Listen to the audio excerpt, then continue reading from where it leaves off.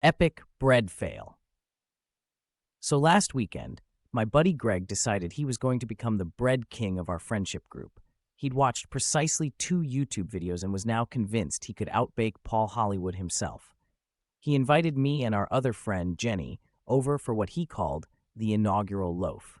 When we arrived, Greg was already wrist deep in dough, flour all over his face, narrating the process like it was the Great British Bake Off, and he was both the host and the contestant.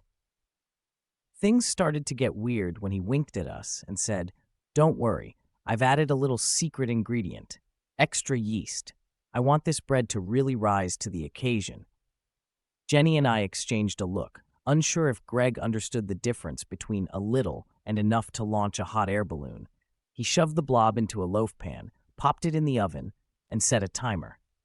About 10 minutes later, we heard a faint thumping noise coming from the kitchen. I thought maybe Greg's cat was stuck in a cupboard again, but nope. The bread had started inflating like it was auditioning for the Macy's Thanksgiving Day Parade. By the time we got to the oven, the dough had expanded so much that it was pressing against the oven door, holding it shut like a carb-loaded security guard. Greg tried to open it, but the door wouldn't budge. Jenny poked the dough with a wooden spoon, and the whole loaf wobbled threateningly, as if daring us to try anything funny. We started brainstorming ways to get the bread out. Should we call the fire department? Was this covered by renter's insurance? Could we maybe just slice it from the outside and pull pieces off until we reached the oven racks?